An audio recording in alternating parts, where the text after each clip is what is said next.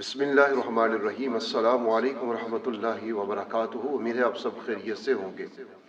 आज मैं दो चीज़ें आपके साथ शेयर करूंगा। ये दर हकीकत बताई हैं मौलाना मक्की हजाजी हाफिज़हुल्लाह व तआला, जो हरम मक्की में मुदर्रिस हैं। वहाँ उनका दरस होता है, जो लोग वहाँ पर गए हैं उन्होंने देखा होगा, या फिर आपने मुख्तलिफ वीडियोज़ में उनके बयानात भी सुने होंगे।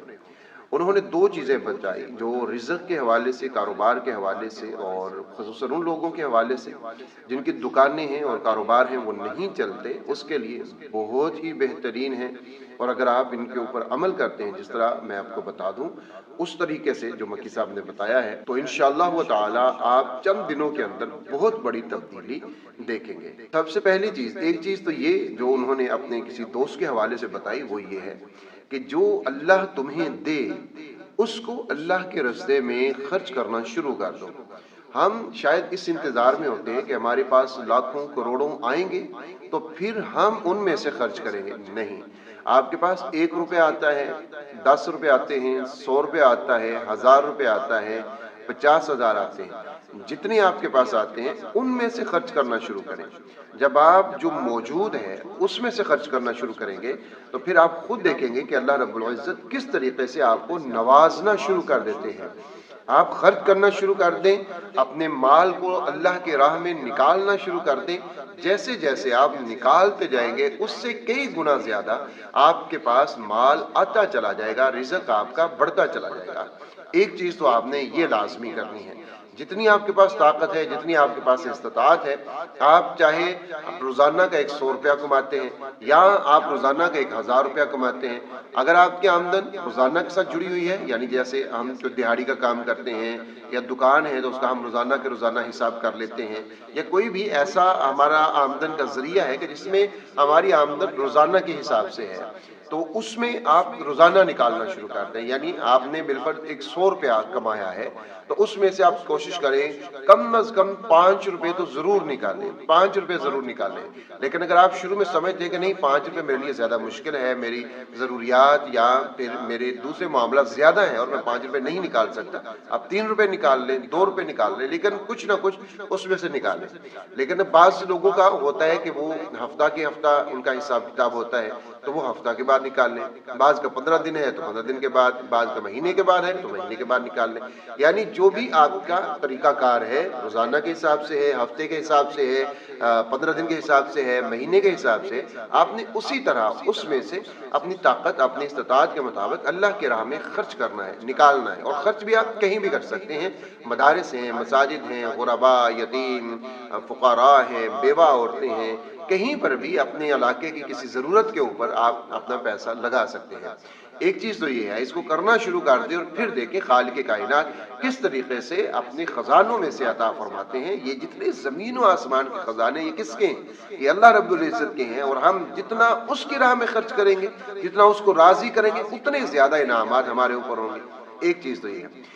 दूसरी चीज़ ये है, उन्होंने एक हदीस को नकल किया जो रसूलुल्लाह सल्लल्लाहु अलैहि वसल्लम के पास एक सहाबी आते हैं, जिसका मफ़हूम ये है, वो सहाबी आते हैं और आकर वो अर्ज़ करते हैं कि मैं बहुत ज़्यादा परेशान हूँ रिज़्क़ के हवाले से।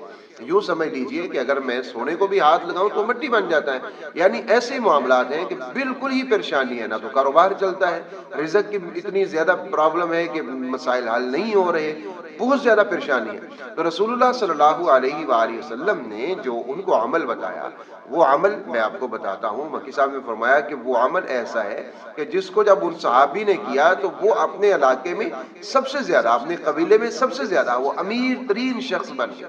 यूँ समझिए कि पहले जो फकीर था अब वो करोड़पति, अरबपति बन जाता है। इतना माल उसके पास आ जाता है, इतनी दौलत उसके पास आ जाती है।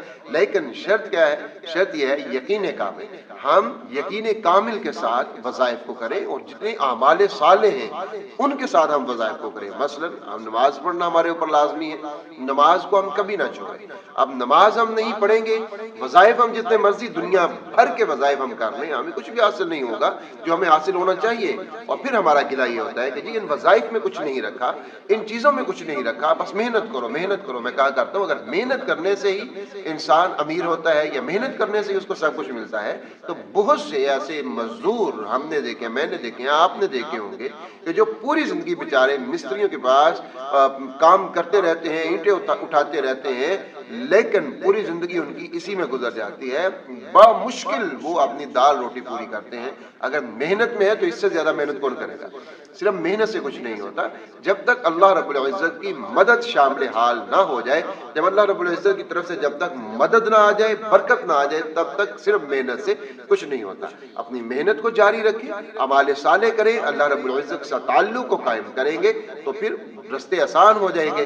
تو یہ پھر انہوں نے فرمایا کہ صحابی نے جب یہ عرض کیا کہ میرے ساتھ یہ مسائل ہیں, تو اللہ رب العزت کے پاک پیغمبر صلی اللہ علیہ وآلہ وسلم نے جو ان کو طریقہ کار بتایا یا وظیفہ عمل بتایا وہ آپ سن لیجئے. آپ نے فرمایا کہ جب تم داخل ہو اپنے گھر میں, مثلا داخل ہوتے ہو اپنی دکان میں, اپنے کاروبار کی جگہ کے اوپر, کہیں پر بھی جب آپ آتے ہو, اپنے گھر میں بھی, اپنی دکان میں بھی, جہاں بھی آپ نے جانا ہے, جو آپ کے ساتھ چیزیں جڑی ہوئی ہیں یا جو جگہیں آپ کے ساتھ جڑی ہوئی ہیں, آپ کا گھر ہے, آپ کی دکان, آپ کا کارخانہ, اس کے ساتھ جب آپ نے وہاں پر جانا ہے تو پھر آپ نے اندر داخل ہوتے ہوئے کہنا ہے السلام علیکم. اچھا, یہ سلام صرف تب نہیں لینی کہ جب سامنے کوئی موجود ہے, یہ سلام آپ نے ہمیشہ لینی ہے. کوئی سامنے ہے تب بھی, سامنے نہیں ہے تب بھی سلام لے لیں. السلام علیکم ورحمۃ اللہ وبرکاتہ, مکمل سلام لے لیں.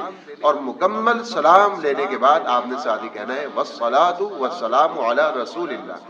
السلام علیکم ورحمۃ اللہ وبرکاتہ والصلاۃ والسلام علی رسول اللہ صلی اللہ علیہ وآلہ وسلم, یہ آپ نے کہنا ہے. اور اس کے ساتھ آپ نے ایک مرتبہ سورۃ الاخلاص کو پڑھ لینا ہے. قل هو الله احد اللہ الصمد لم یلد ولم یولد ولم یکن له کفوا احد. ایک مرتبہ آپ نے سورۃ الاخلاص کو پڑھ لینا ہے. اور یہ عمل آپ نے ہمیشہ کرنا ہے, یعنی اپنے گھر میں داخل ہوتے ہوئے, اپنی دکان میں داخل ہوتے ہوئے یہ عمل ہمیشہ کرنا ہے.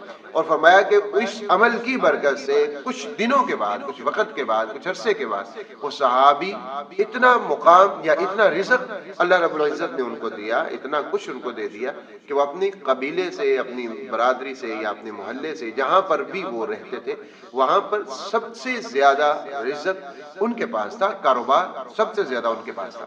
تو یہ وہ اعمال ہیں, مسنون اعمال, جو رسول اللہ صلی اللہ علیہ وآلہ وسلم نے ہمیں بتائے ہیں.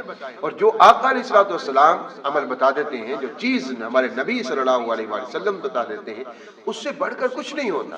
اس میں سب سے زیادہ فیوز بھی اسی میں ہے, سب سے زیادہ برکات بھی اسی میں ہے. ان کے علاوہ ہم جتنے لوگ دوسرے ہیں جو وہ بتاتے ہیں, اگر تو وہ قرآنی آیات یا اسماء الحسنہ وغیرہ ہے, ظاہر ہے ان کی ایک برکات تو ہوتی ہے, لیکن وہ چیز ان سے حاصل نہیں ہو سکے گی جو رسول اللہ صلی اللہ علیہ وسلم کے بتائے ہوئے عمل میں ہوتی ہے.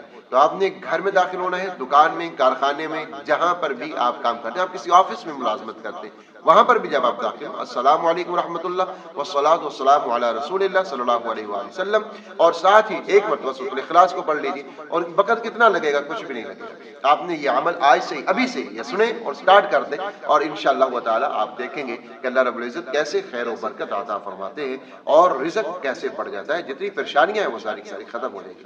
تو ویڈیو کو آپ نے شیئر ضرور کرنا ہے تاکہ دوسرے لوگوں تک یہ مفید چیز پہنچ سکے. اپنے پیاروں کا بہت سارا خیال رکھیے گا. اللہ حافظ.